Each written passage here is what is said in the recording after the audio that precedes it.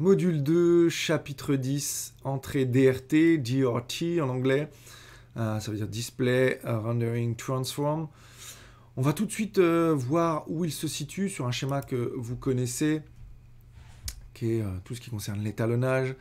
Donc il est au début du process entre notre input color space et notre timeline color space. Et il travaille en corrélation avec la timeline working luminance, le taux de luminance de notre timeline de travail. À quoi il sert ce DRT?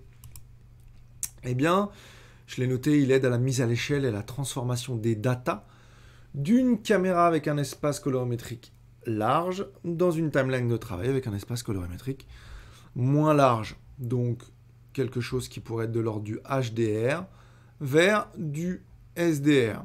Et c'est exactement l'exemple que j'ai pris ici. On le voit sur ce schéma que je vous ai fait avec... Eh bien, j'ai pris du Harry-Log C White Gamut qu'on a décidé de convertir dans une timeline qui est réglée sur du Rec 709.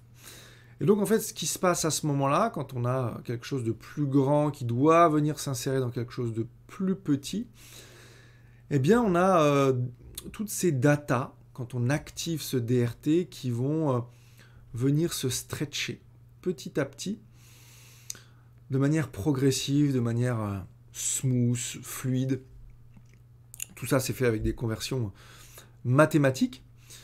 Alors, comme on l'avait vu précédemment, lorsqu'on a des espaces de couleurs qui sont différents, les couleurs primaires RGB sont alignées entre elles afin que tous les espaces de couleurs puissent travailler de façon linéaire.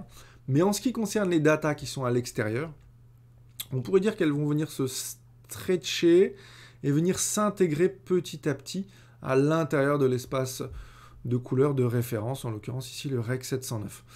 Donc, le but, c'est pas que tout l'espace de couleurs y rentre à l'intérieur du petit. C'est compliqué de faire rentrer 2 litres d'eau dans 1 litre.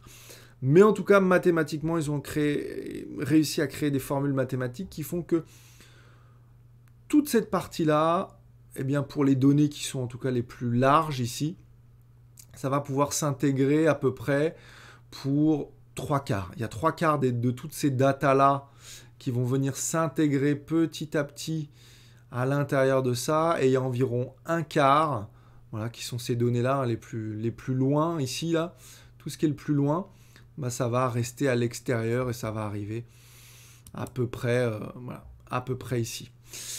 Donc pour le comprendre encore mieux, ça, je vous ai fait un autre schéma, voilà, avec quelque chose des valeurs qui sont classiques, on va dire, qu'on retrouve sur notre oscilloscope ici, donc entre 0 et 1023.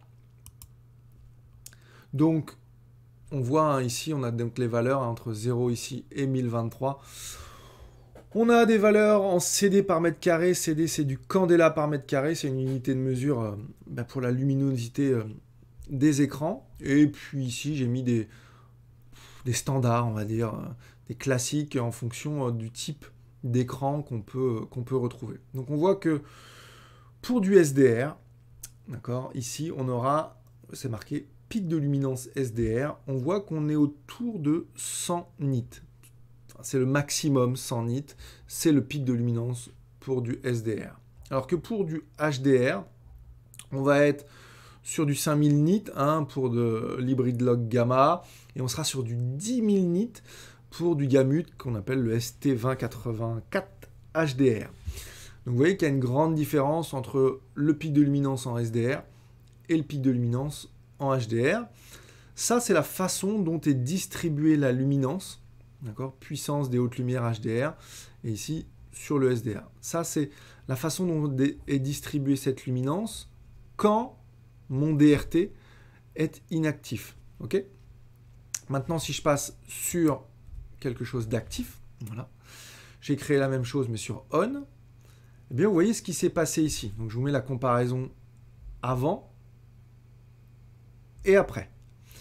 Qu'est-ce qui s'est passé? 50 nits, tout ce qui est superposé et qui est aux alentours de 50 nits, il n'y a pas de changement. Ce qui était entre 50 et 100, d'accord, je le remets, entre 50 ici et 100, eh bien ça a été réduit maintenant entre 50 et 90. Ça s'est stretché.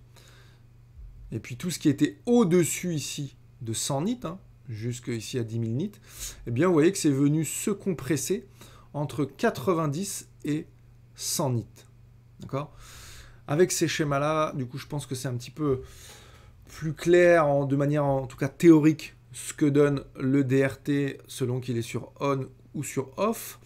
Et on va aller voir ça, du coup, avec un clip Blackmagic que je vous ai sélectionné. Donc, c'est un clip Blackmagic Raw qu'on va aller calibrer, du coup. Donc, les infos, on se rappelle, elles sont là. Caméra RAW. Ok, j'ai du Génération 5, du Blackmagic Design et c'est du film. Ok. DaVinci YGB Color Manage, gestion de la couleur, on décoche.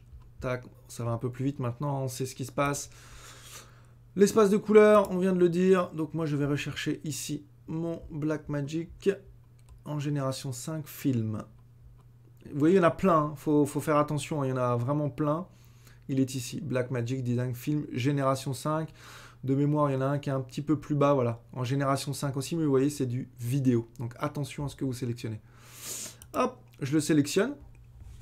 Et comme on vient de dire que, eh bien, on voulait transférer quelque chose d'un espace plus grand dans quelque chose de plus petit, eh bien, dans mon espace colorimétrique pour ma timeline, je vais laisser le Rec 709. Et en sortie, je vais également laisser du Rec 709 2.4. Et au niveau de l'entrée DRT, je vais en mettre pour l'instant aucun. Je vais enregistrer. Et donc là, eh bien, vous voyez ce qui se passe. Alors ça peut être un choix artistique, mais j'ai des datas qui sont complètement explosées. Dans mes hautes lumières, on voit, c'est complètement, on le voit sur l'oscilloscope, là, c'est complètement fou. Je n'ai absolument plus rien. Si j'essaie de travailler avec mon gain, avec mes roues classiques, je pourrais travailler en HDR aussi, mais avec mes roues classiques, si j'essaye de descendre ces datas-là pour obtenir quelque chose d'un peu plus lisible, on va dire, vous voyez, pour obtenir des détails dans mes nuages, vous voyez jusqu'où il faut que je descende. D'accord ? On est aux alentours de 640 pour pouvoir récupérer des détails. Et l'influence négative que ça a, c'est au niveau de la dynamique de mon image. On le voit, c'est entre ici mes basses lumières qui sont aux alentours de peut-être de 40 et quelques. Et ici, j'ai une dynamique qui est très très faible. Je vais remettre ici et je vais maintenant aller activer mon DRT. Je vais sélectionner le DaVinci qui est le plus puissant. Maintenant, une fois que vous aurez compris le principe, vous pourrez faire vos tests avec les différents réglages qui sont là. Mais le DaVinci, voyons ce que ça donne. Voilà. Vous voyez, nativement, sans rien toucher ici. On est aux alentours de 896. Et j'ai des détails qui sont revenus à l'intérieur du soleil et à l'intérieur, de mes nuages. Vous voyez, et en plus, j'ai beaucoup plus de dynamique. On le voit sur l'oscilloscope. Entre ici, on est descendu quasiment au niveau de 0 dans les noirs, on le voit ici au niveau des arbres, et on est au niveau du 896.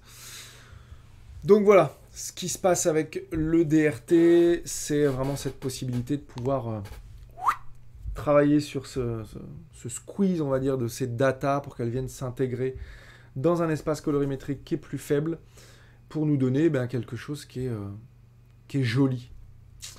C'est le genre vraiment de situation avec le soleil comme ça, et avec des basses lumières, que vous allez pouvoir vous servir de ce DRT et vous permettre des transformations sans trop d'artefacts. Et donc les amis, on va aller en leçon suivante pour voir l'exact opposé. Comment on peut aider nos images lorsqu'elles ont été enregistrées dans un espace de couleur plus petit et qu'on veut travailler dans un espace colorimétrique plus grand.